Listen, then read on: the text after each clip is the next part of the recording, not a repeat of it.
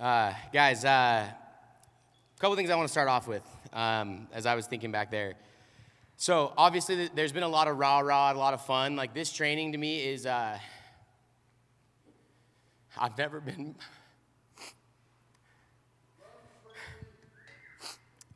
more grateful to give a training because this training means more to me than any single training I've ever given because it's a training on leadership. And leadership has changed my life. And this training is not a training to hype my leadership up. It's to talk about the leaders that have changed my life. And the hope is that the group that I'm talking to, that you can also be those people. So please, again, give me some focused energy and give me a little grace. I'm an emotional person, which I think is a superpower. Shout out all the emotional people. But I'm going to let you into some parts of my life that aren't fun. And we're going to go through some different stories and different things, and bear with me as I try to work through some of these.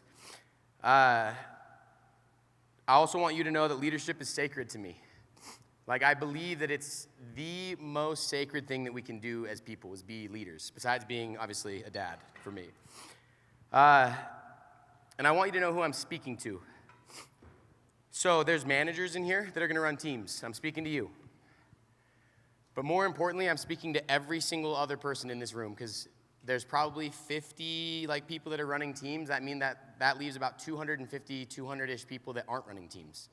And I'm speaking to you. My wife's here. She's never seen me train before, so I'm super nervous.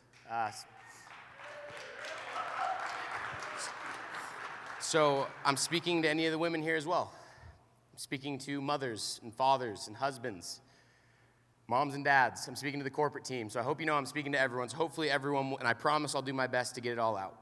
So the first quote here, you don't need a title to lead. You just need to care enough to act. So let's talk about why, guys. There's 3 things that I hope happen with this training. 3 main goals. I want you to feel something. I want you to learn something. And I want you to do something. And I'm not going to tell you what those things are. That's for you to decide as we go through it. We're going to send these slides out, so remember, don't feel like you need to write everything down. I want you to focus on what you feel. Focus on the things that speak to your heart. And maybe some of them are good, and maybe some of them are things that you need to improve on. Write those things down. And the most important thing is that you write down things that you are inspired to do. And if we can accomplish those 3 things, there's no way I can fail. So feel something. We're going to emotionally connect with what leadership really means. We're going to go through a lot of different stories, and we're going to talk about leadership. Number 2, we're going to learn something. We're going to redefine leadership beyond titles and income. And then number 3, we're going to do something. We're going to walk out with personal commitments to lead with or without a title. Okay, guys, I want everyone to close their eyes for a minute. And if you know me, Nothing makes me more sad than if I look out in the crowd and I see someone with their eyes open because it says that you're too cool for this training. And if you're too cool for this training, please leave. So close your eyes and I want you guys to imagine your summer team. I want you to understand that you guys are on a boat together. Every single person. It doesn't matter who's the leader, who's not. You're all on a boat. I want you to imagine if you are the leader of the team that you're sitting there at the helm. If you're not the actual manager of the team, I want you to imagine you're on the boat. And what I want you to imagine is all the different people that are on that boat. You have rookies. Their moms and dads are really scared that they're going to be on this trip because they don't know if their kids are going to be taken care of. There are rookies that are really, really scared because they've never done something like this. They've never done something really hard. There are vets, maybe you're one of them, that has set a really, really big goal that scares you. And I want you to open your eyes and I want you to look at this image. And I want you to understand something. There will be times when people fall off the boat. And I want to tell you guys of a fear that I have with the company right now, and I want to get really raw with you. I've heard a lot of people that say things like, I'm not taking care of that guy, I'm not the manager, I don't get the 2%. I think the 2% is a really smart thing. I think it compensates, but I think what it does is it takes people and it all of a sudden distorts what leadership really is, and I want you to understand. I'm not trying to say that 2% is bad. But I think it's created a feeling in the company that we only do things if we're compensated on them. And I want you to understand, if that's you, you will not be here in a few years. Because that is not how we're building this company. So I want you to imagine this, right? Because we've probably all done this before, and if it's you, it's okay to hurt a little bit. Someone falls in the water, and you look back, and you look at the manager driving the boat, and you're like, hey, man, hey, Mr. 2%, Guy's drowning. Can you go get him? And I've seen it, guys. The kid's drowning, right? And the sad thing is, if you look at this boat, there's a lot of people on that boat. So not only does the driver sometimes have to stop driving the boat, which puts everyone in jeopardy, by the time he gets there, the kid might already be gone. I don't believe that's who we are as a group. And I want us to redefine who we are. And I want us to redefine and relearn what leadership is. And I want us to understand that if you're on the boat and someone falls in, it's your job to get them. If you're close to them or not. Like, that's what we have to be. And guys, like, who here, raise your hand if this job has changed your life? Look around. Well, then we need to help people have that opportunity because, guys, especially in those first 6 weeks, people struggle. Rookies, vets, and pros. Everyone needs help. Who here is running a team? Raise your hand. Guys, look around again. That's not enough people to take care of the 1,000 reps that we have going out this year. We need every single one of you. So let's talk about a couple of these principles. If someone on this boat fell overboard and was drowning, would you wait for the manager to save them or would you jump in? It's really easy sitting in this room to say, I would jump in. But when push comes to shove, like, we'll see. We'll see. I hope that this group, that the takeaway from this training is we don't even hesitate. That's what this company needs. That's what the reps that are betting on us need. They need us to be the people that, like, when they struggle, we just step up. And I'm going to talk about a lot of people that have done that for me. Being on a team is like being on a boat. If you're on a boat, you're responsible. That's what I want everyone to understand. You're on the team, you're responsible. Yes, there are managers. Yes, there are people that are being compensated, but that's not the definition of leadership. Leadership is about taking responsibility for others, regardless of title. I'll tell you a story about Bennett Herron and Adam Herron. They were the top dogs at another company. They had run teams, and they come over to the grit, and then all of a sudden we not only split them, but we put them on someone else's team. So I was the manager of that team, and Skylar was the manager of the other one. And it would have been really easy for Bennett to be like, hey, man, I'm not the manager. You do it. I'll be forever grateful for what Bennett taught me about leadership that year. He didn't need the main title. He stepped up for people in a way that I could have never imagined. He stepped up for me. Day one, it was, you remember Bennett? It's like 6 inches of snow, and I'm thinking, please, for the love of all that is holy, don't make me knock in this. And Bennett's like, oh, we're knocking in it, bro. And I get out there, and I'm thinking, okay, well, I'll do it, not because I'm an amazing leader, but because I don't want to let Bennett down, and I'm thinking there's no shot we're getting sales today. And then guess what happens? Bennett sold like 9. I sold 6. In 6 inches of snow, fresh tracks to every door. The point of this, right, guys, is Bennett was a leader, and sometimes the title you'll have it, and then sometimes you won't. The actual title of, like, manager. But that didn't matter to Bennett because he was a leader. He didn't need the title. Same thing with Adam. And so, guys, let's be like Bennett and Adam. Leadership is a role, not a title.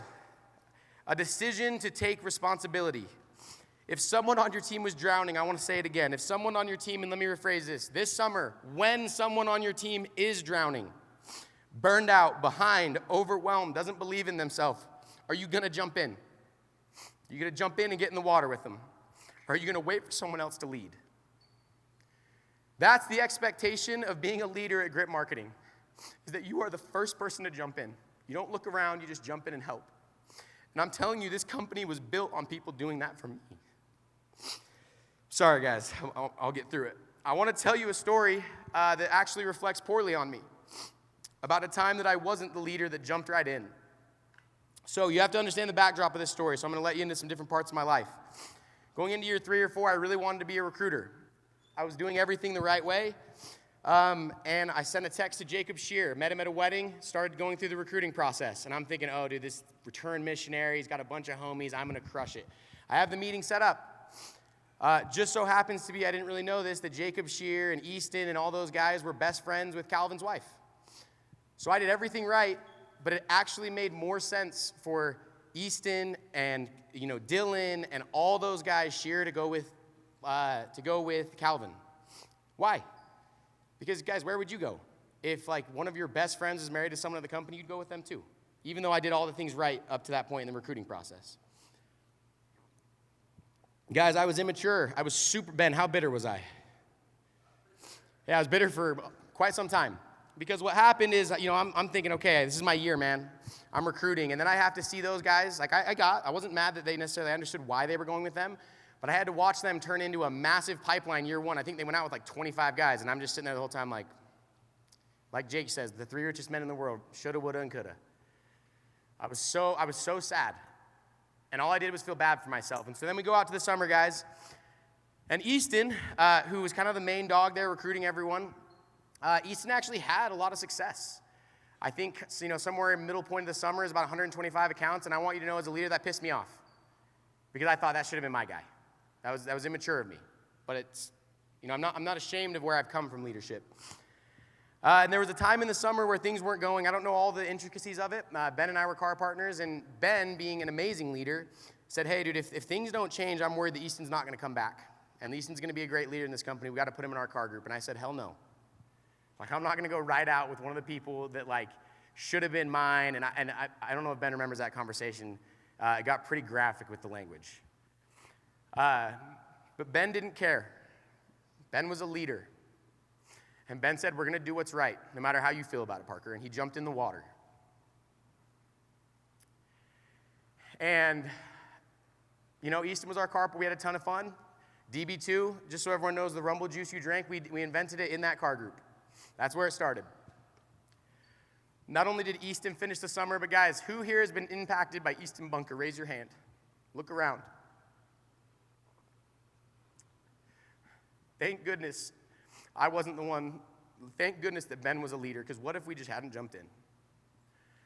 And the point that I'm trying to articulate to you guys is you have to understand, you don't know who's going to be that leader. You don't know who's going to be the Zach Seeger or just the you. And so you just got to jump in every time. And this is a statement that I want us to focus on, right? You never know who you're pulling out of the water, guys.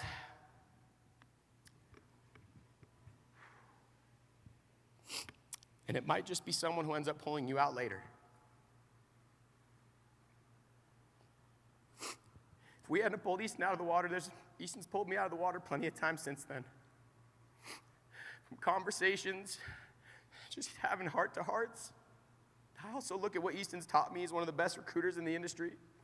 I mean, guys, him and his partner, Drew, they did over $50 million this last year. They've saved a lot of people.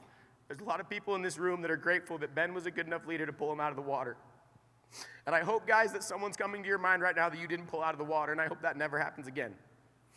Here's the thing, guys. Some people you pull out of the water won't be an Easton Bunker, but you do it anyway. Some people that you pull out of the water will stab you in the back, but you do it anyway. And when that happens, you don't get afraid. You keep jumping in the water. I look at Todd Peterson, guys, what an inspirational leader. Has a third of his company literally stab him in the back, fly around on his dime and recruit away his company. And then when those guys go bankrupt, he pays their back ends. That's a man who jumped in the water over and over and over again. So let's be a people who are about that. Guys, we're going to talk about the leadership that built this company. We're going to go back a few years. And I want you to understand, guys, this isn't to be aggressive or harsh, but I'm a little bit worried because some of the leadership that built this company, we're starting to stray away from that. And I hope that today is a pivotal, it's a surge, it's a moment where we change and we start becoming the type of leaders that this company was founded on. So here's what leadership used to mean. And I want you guys to think about it and maybe write this down. I want to think if you were in this situation, how would you have reacted if this happened last summer? So Ben, we're with GreenX. They take a team out to Toledo. Team starts ripping way harder than they think. There are no technicians. They can't get jobs done. And I'll tell you what Ben didn't do. Ben didn't call Bob and cry and say, the company's against me. All you want to do is screw us. Ben was a leader. And I'll tell you what happened. There was people like Jake Hamilton. Is Jake here somewhere?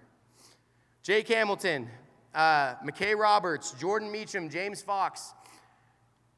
They were rotating. They all got licensed as technicians. And they were all taking a day off for free. They would switch off days. And then James would go out in a tech truck and he would tech the jobs. And then the next day, James would go out and sell, and McKay would get in the tech truck and he would tech the jobs. And they were doing that for free.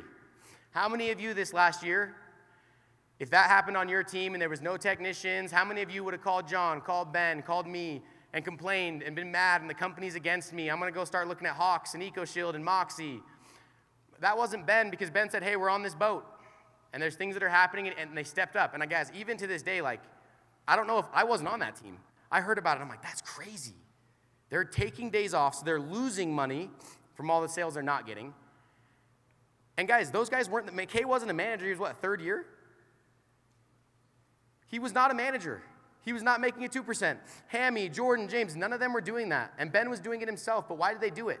Because they understood that it was for the greater of the team. And look at what happened. Look at the leaders that came out of that. James Fox is running his own marketing company now. Jordan Meacham, an amazing father. He's doing the what do you call it? The termite. You look at McKay Roberts. You look at what he's done for this company. You look at Jake Hamilton. You look at what he's done for this company. Guys, those men were leaders way before they ever had the actual title. So let's fast forward. It was the same summer, right, Ben? Okay, so let's fast forward. So Rumble was a big deal back then, just like it is now. Ben has the biggest team in the company in Chicago.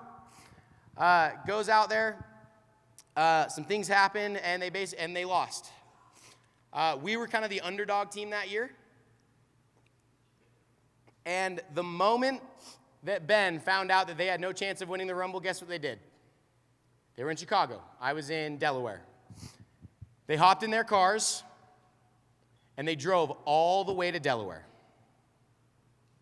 Some of the people there, Easton was there. So Easton, for like 4 or 5 days, made 0 commissions, hopped in a tech truck, and was teching our jobs so that we could win.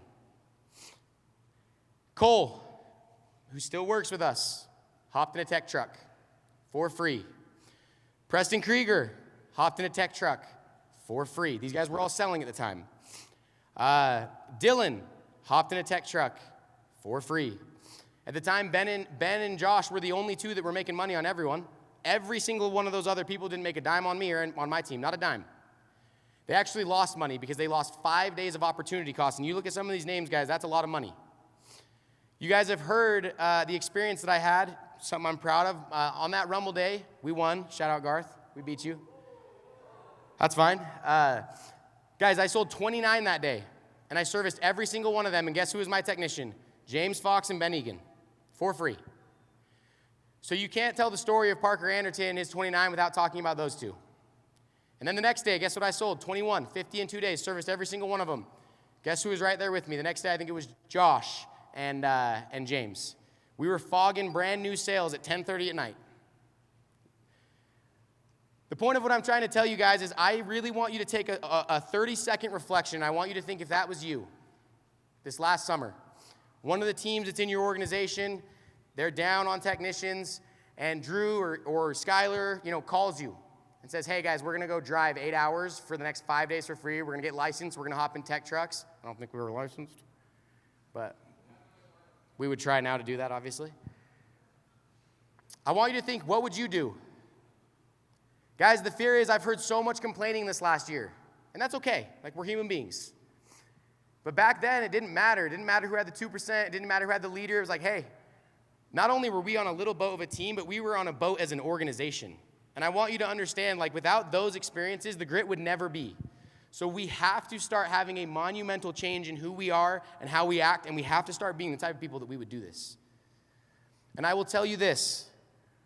Sometimes doing things that don't actually pay you money, it might not make logical sense, but it always comes back. I really believe that. And I look at examples like John, Ben, and Garth, or examples like Todd and Casey, and the amount of times they do things like, guys, did it make any logical sense to have someone absolutely slit your throat, stab you in the back, go start a competing company, that person fails, and you go pay all the back ends and get nothing from that? And what did he say? He said, hey, some people came back and some people didn't, which said to me he wasn't doing it to get people back. He was doing it because he was a leader, and he saw people on a different boat. This is the other thing I want you to understand.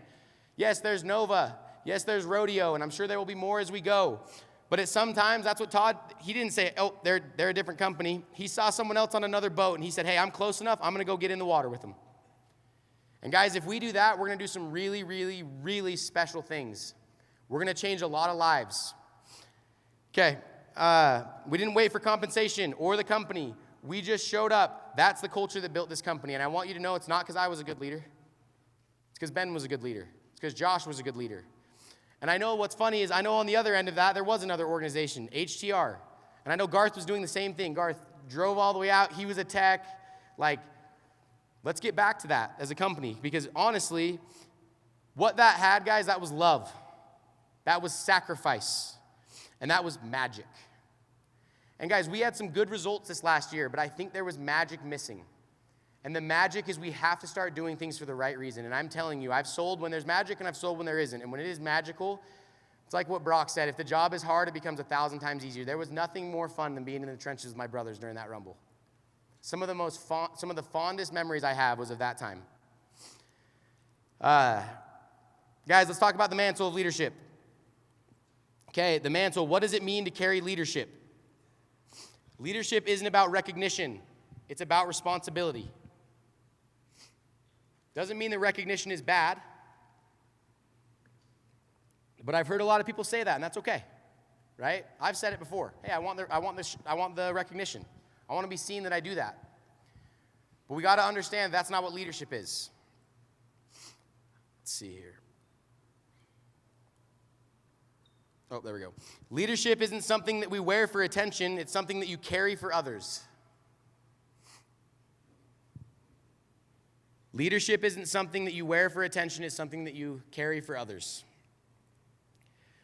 When you step into leadership, your decisions echo beyond your own life.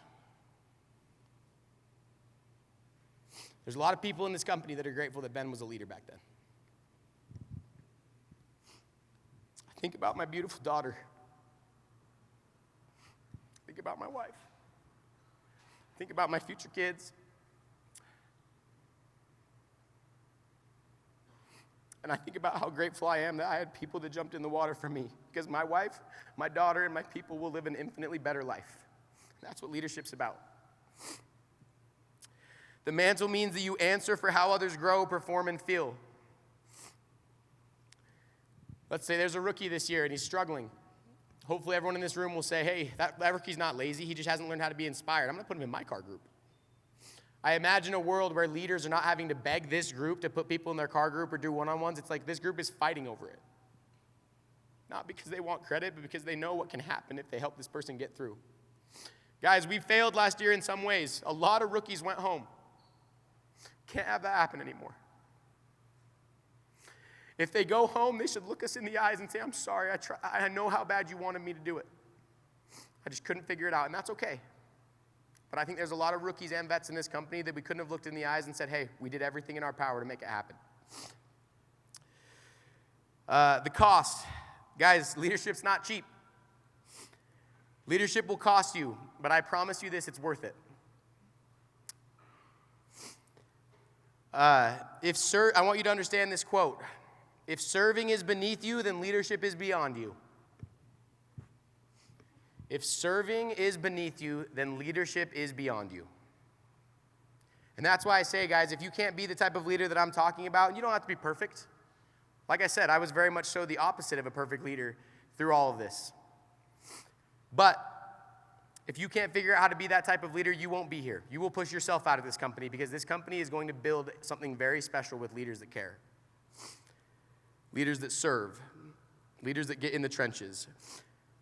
Guys, leadership will cost you a lot of things, not just money. It will cost you comfort. It will cost you convenience. And sometimes it will even cost you popularity. And we all want to be liked. No one wants to be liked more than me. I love being liked. Sometimes to be a leader, you have to be someone that isn't liked. It's not fun when you hear reps talking negatively. And you have to be the guy that says, or the girl that says, hey, guys, let's not talk that way.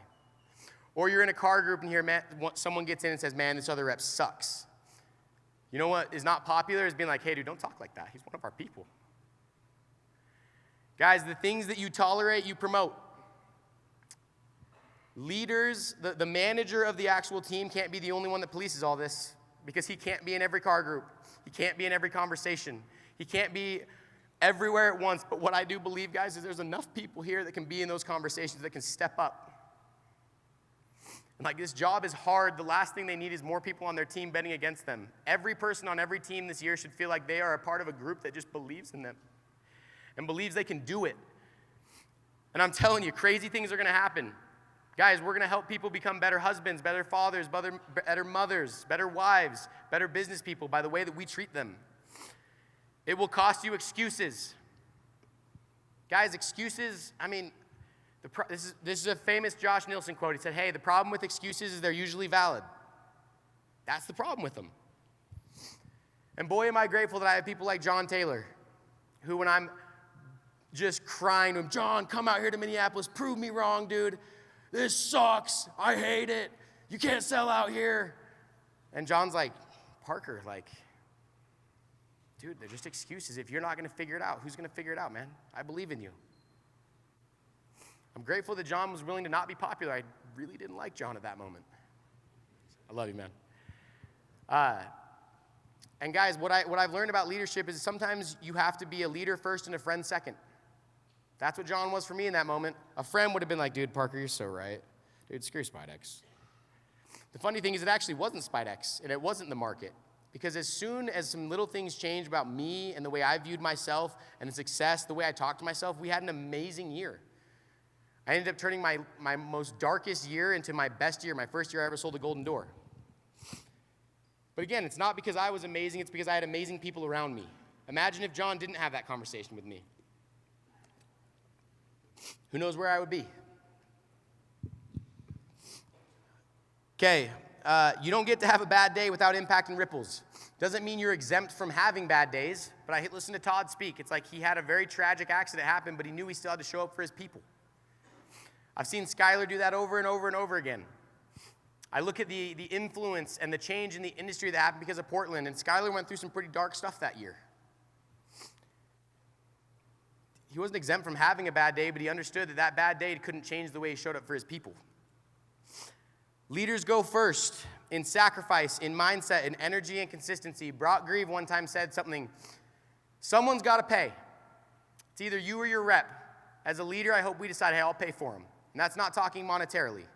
That's like, who's going to pay in sacrifice, in blood, sweat, and tears? Who's going to do it? And hopefully this group decides us. The privilege of leadership. Leadership is really hard, but it is the most fulfilling thing in the entire world. I will tell you this, besides being a husband and a dad, because being a dad is the most fulfilling thing I've ever done. But next to that, being a leader, being someone in someone's story, whether you're recognized or not, that is something you can be proud of. And that's the other thing about leadership, guys. Sometimes it's going to be in silence, which we'll talk about. You might do something and never get recognized. But sitting back and watching what happened because you were there for someone is a pretty incredible story. There's a story of a bamboo tree, and hopefully I don't botch it.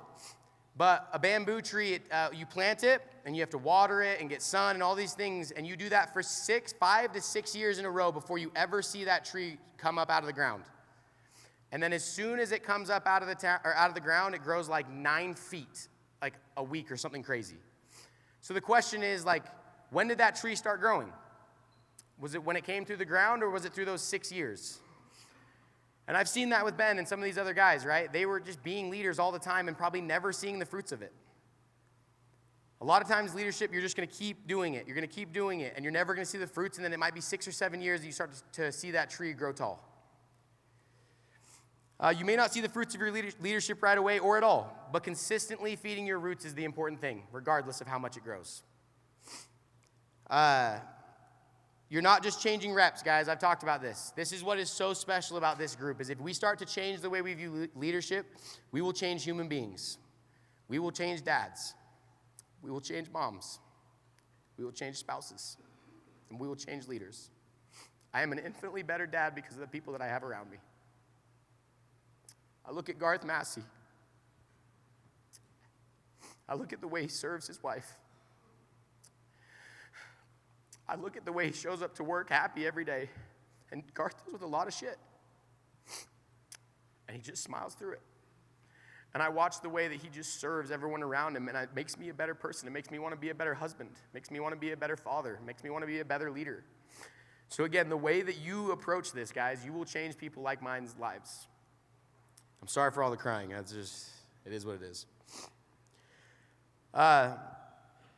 I believe one of my favorite quotes is, parents may tell but never teach unless they practice what they preach. I think that applies to everything. Human beings may tell but never teach unless they practice what they preach. People are watching you more than they're listening to you. I want you to write that down. I want you to embody that. And understand, it's a lot of people in the world talk. But it's what you do that matters the most. And people are watching that. One of the reasons it was so easy to follow Ben is he was always out in the trenches. He was always out working us. So when he asked us to work harder, we knew we could trust him. And that's no different today. Let's see here. Okay, your team will rise or fall to the standard that you live, not the one that you speak. Your team will rise or fall to the standard that you live, not the one that you speak. Let's talk about the weight of leadership. Leaders can save more lives than surgeons. We've heard that a few times already. I believe that. And the crazy thing is they have no idea the amount of lives that they've actually saved. Again, I go back to the original story. I look at Easton Bunker. How many lives has that person saved because someone saved his? Surgeons save physical lives. Leaders save people from quitting. Leaders save people from burning out. Leaders save people from giving up on their potential. Leaders save people from repeating broken patterns. You don't need a scalpel. You just need courage, care, and consistency. Guys, being a leader is really hard. Like, I think we're talking a lot about the fun parts of leadership. Guys, leadership's hard. And leadership can be really lonely. But we have to be consistent with it. Guys, this story is going to be hard for me to get through. And I've never told really anyone this in detail outside of some very close people to me. So I ask that you keep this story close.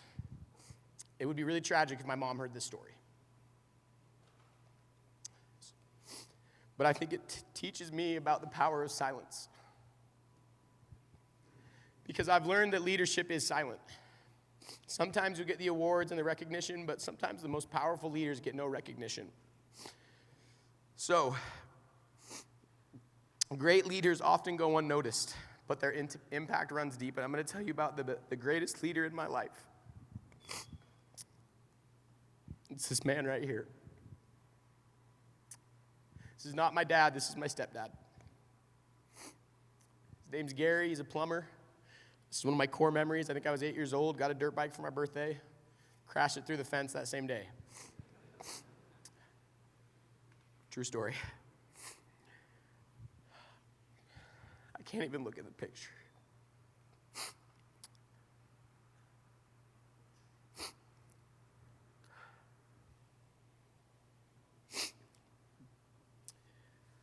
Anyone that's met my dad, he's very quiet. He doesn't say a lot, but he has showed up for me more in my life. When we talk about saving lives, like he didn't just like save my life hypothetically, he's literally saved my life. So I was in high school, grew up like a LDS boy, decided kind of went a different path for a little bit, and I got pretty crazy into some drugs and partying. And I got a DUI, and it about ruined my life. Give my mom some grace in the story I'm about to tell you. My mom was just doing her best. My mom loves her son. And it was a really big culture shock when she thinks her boy's this perfect boy, and the next call she gets is at 2 a.m, get picked up from the Murray police station. My mom really had a hard time handling this. My mom said some pretty dark stuff to me.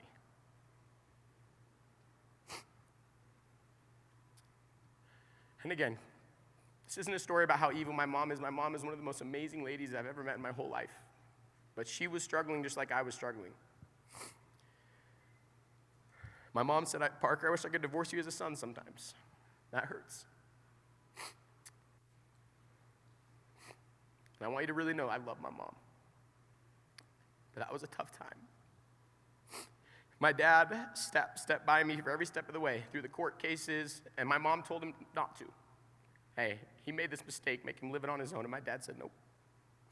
I remember night after night, I would go into my room and just cry because I thought I ruined my life. I was supposed to lose my license until I was 21. I was 17 years old. That's a long time to lose your license.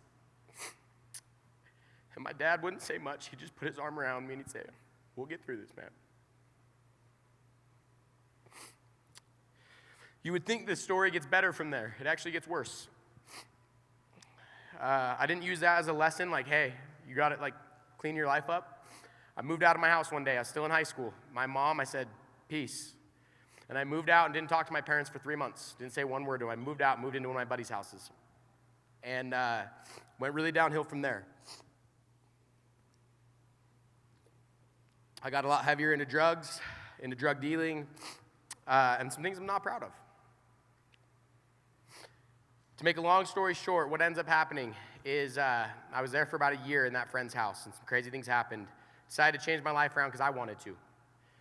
Went on an LDS mission. It was the best thing I ever did. But that's not what I'm trying to articulate from this story. I got home from my mission, and the dad of the house that I lived at, they were it was a crazy house. He said, hey, Parker, I really want you to come over, and I want to tell you a story. And I went and I sat in Walker's house. Sorry. And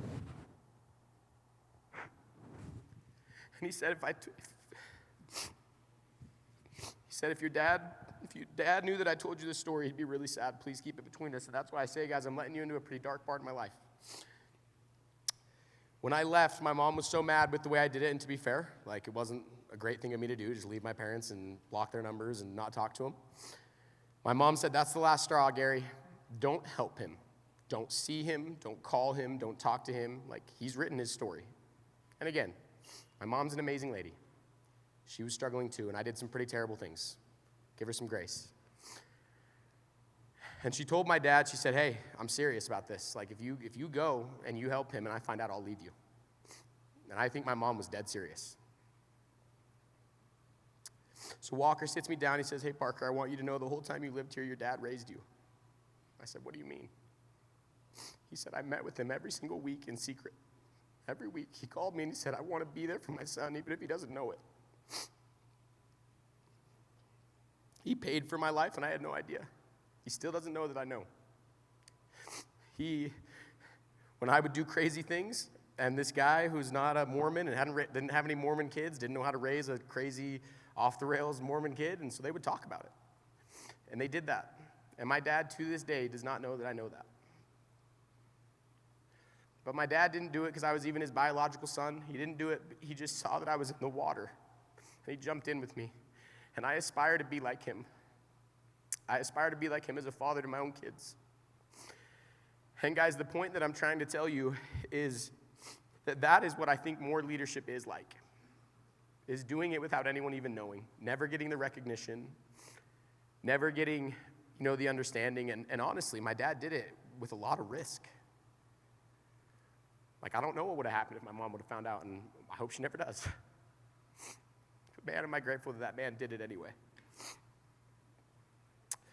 Sorry. We're fine. I'm fine. Guys, so here's the goal. Hopefully we've learned some things, and we're going to start getting into, we've seen some stories, and hopefully they've all kind of articulated different points. As you can see, guys, I've been in the water a lot, and I've needed a lot of people to jump in, and I'm eternally grateful for those people. And I think the people that are the most grateful are going to be my kids. Grateful that people didn't let this guy drown. We need to go from a selfish company to a selfless company. And I think there are lots of things that say that we are a selfless company. But guys, what I will tell you is there are also a lot of conversations, a lot of things that I'm seeing that says that we are selfish. I don't want to work with that guy. I don't make money on him. I'm not going to help that rookie. I'm tired. Like, I don't get the 2%, so I'm not going to be a leader. Like, guys, when John says leadership matters, it actually matters. It can be the difference in someone's life. So let's talk about the transition from selfish to selfless. Leadership begins when you stop thinking about yourself. I'll tell you, there's a lot of years that Ben probably didn't make as much money because of all the things that he did to take care of us. But it always comes full circle. Ben was never thinking about him. My dad wasn't thinking about him. Guys, that's the kind of leaders we should aspire to be. And that's going to be a tough transition, because how do you take care of yourself and your family and make money, but also think of others? But this is the thing, is I believe in this group that we can figure it out. And again, the story that I told was like an 8-year run, so it doesn't have to be perfect this year, but hopefully this is the day where we start. Here's some examples, I think. Selfish leader thinks like this: am I getting enough support? Selfish leader: do I even like this plan? Is this fair for me? And guys, I'll tell you, I've done a lot of that question. This isn't fair. I want more. So when I tell you these things, guys, we're human beings. We all experience this. This isn't a religious speech, but I will say I believe in Jesus Christ, and I watched the way that Jesus Christ lived his life. He always looked outwards. Always looked outwards. And you look at, whether you believe in Jesus Christ or not, look at him just as a historical figure. Like you're just reading a story about someone who always took care of other people. That's aspirational. 100 billion will mean nothing if the people that we become in that process is not like that. John and I had a conversation in tears the other night where we said, look, man, if the cost is we're not happy, we don't become better people, we don't want it. And I'll tell you this, I actually believe that we can go out and we can build a $100 billion company. But I'm uninterested if it doesn't mean that we become $100 billion people. And what does a $100 billion person look like? Looks like Todd Peterson. Maybe not actually looks, I don't know, maybe good. But Todd is just always giving, always. And the thing that's interesting is Todd was giving when he didn't have money. He made the habit of that, and so now that he has money, it's just easy. Selfless leader asks, who can I support today? Not, am I getting enough support?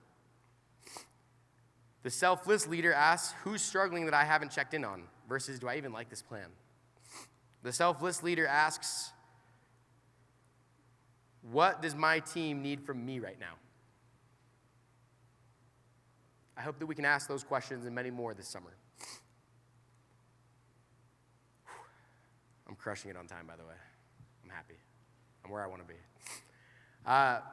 Guys, I want you to answer this question. Write it down right now. We have enough time to, I want you to think about this. And this is where you're going to have to get really raw and honest with yourself. It's okay if you're not a perfect leader. It's okay if you're not amazing in all aspects right now. But what would happen if your team, if they became just like you?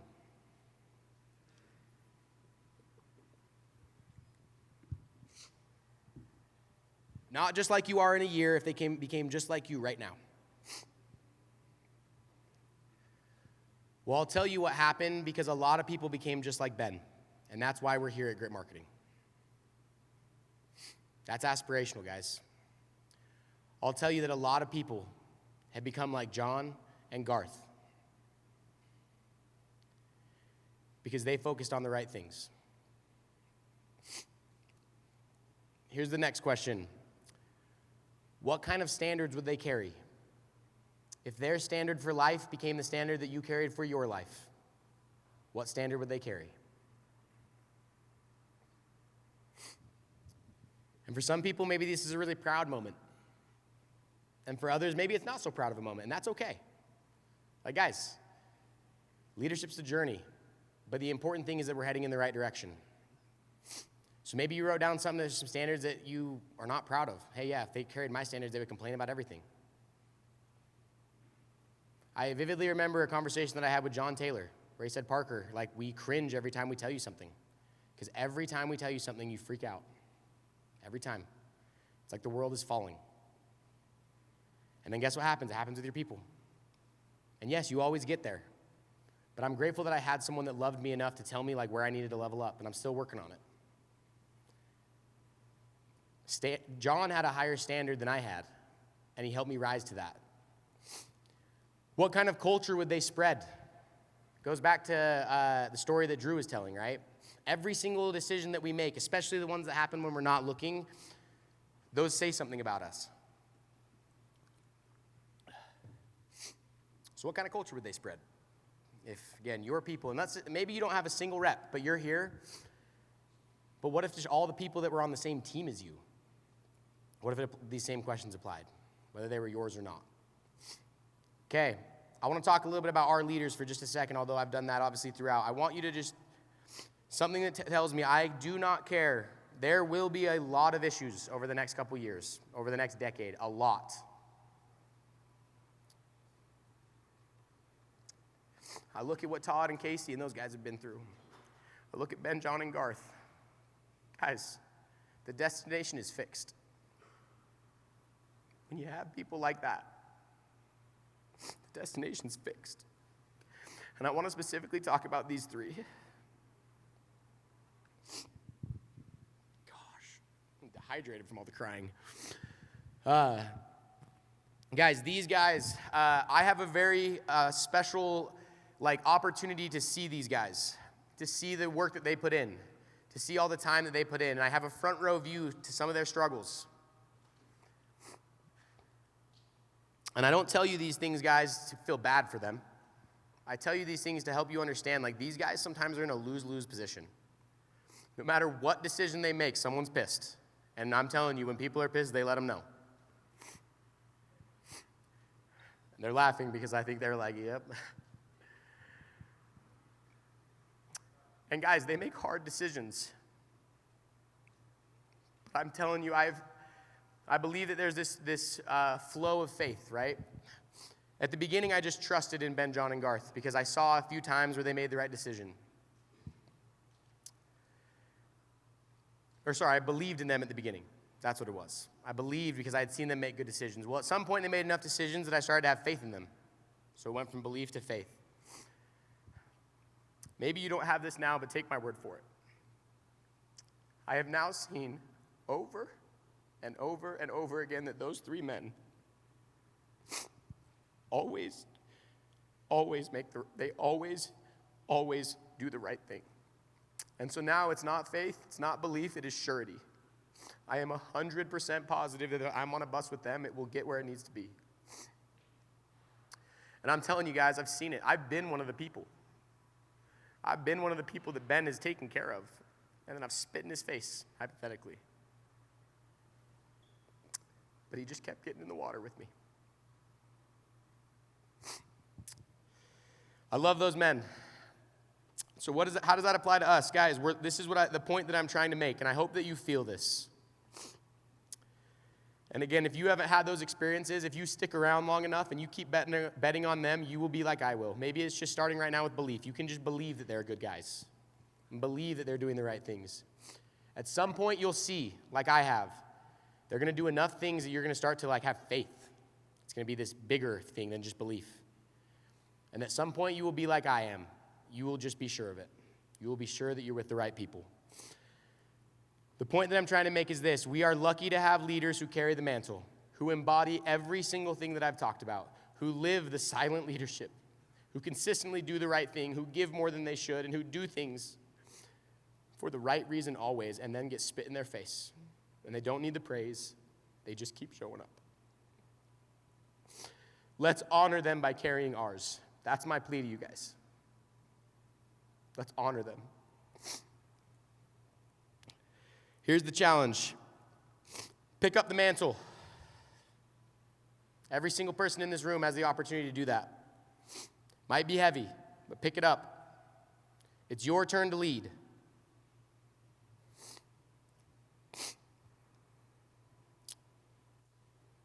It's your turn to lead, guys. Title or not. And remember, this isn't just talking to the people here, it's corporate. I look at the way that those guys show up. Those guys and girls show up for us way more than they should. I'm telling you guys, if you want to be a part of this company, you got to pick up the mantle because they're doing it. Our leaders are doing it. Corporate's doing it.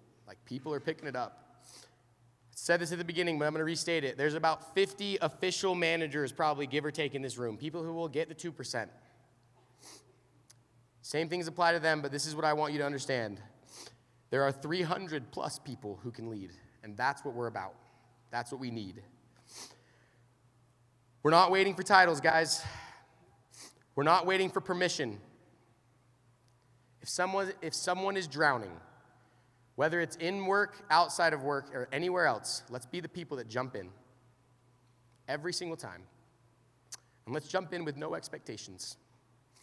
And when they stab us in the back, which inevitably will happen at some point, let's keep jumping in. So guys, I have about 5 minutes.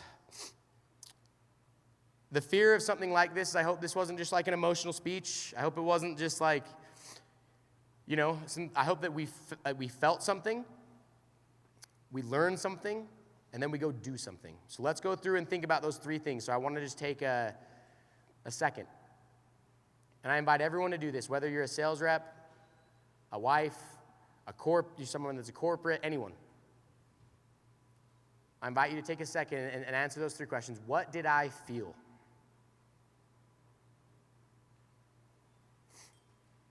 We'll start with that one.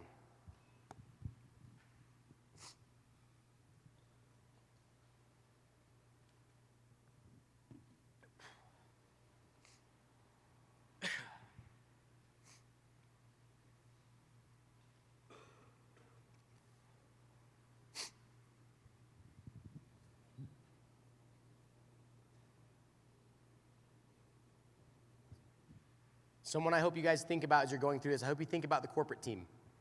That's another really thankless job. They do and do and do and give and give and give, but inevitably there are problems in the summer.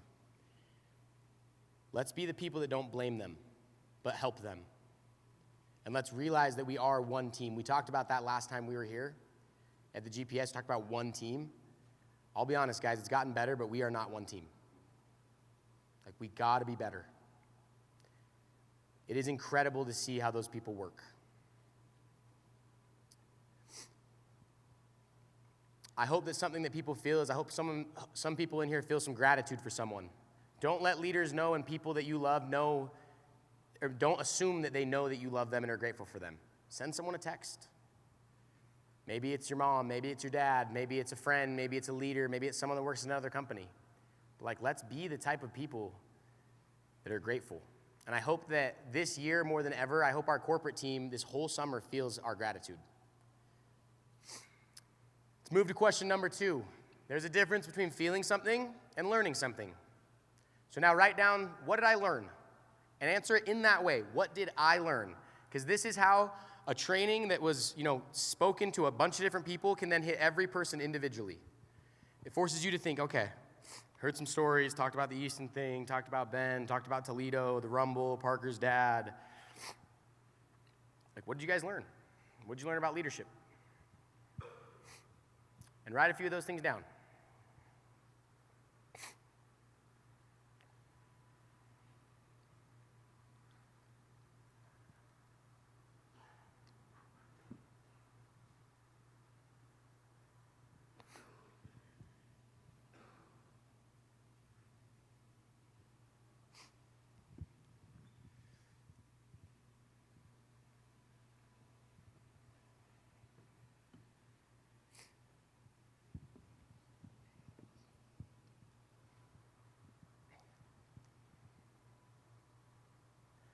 And now, guys, let's move to the most important question. I know a lot of feelers, I know a lot of learners, but I don't know a lot of doers. We gotta be a company of doers. We gotta be a company of people that show up, that do the hard work, that have the hard conversations, that jump in the water. So my question to you is this. You felt something and you just wrote it down. You've also learned something and you just wrote it down. Now, what are you going to do about it? And I want you guys to remember, I said this yesterday to some of the training groups, is like, guys, how do you run a marathon? 1 mile at a time. It's like, start where you are. Like, Ben wasn't the amazing leader that he is now until he was. Right? But he just started. He wasn't so concerned on how far he had to go. He just kept putting one foot in front of the other.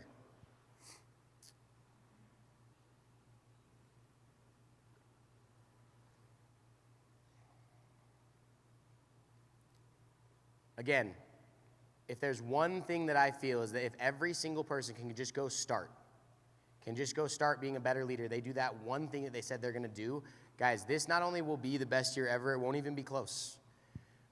And guys, like, I'm cool with like crushing Aptive and crushing Hawks and EcoShield and Moxie and all those. Like, let's go be the best, but let's not go be the best because we're just like these conceited people, because that's what our people deserve.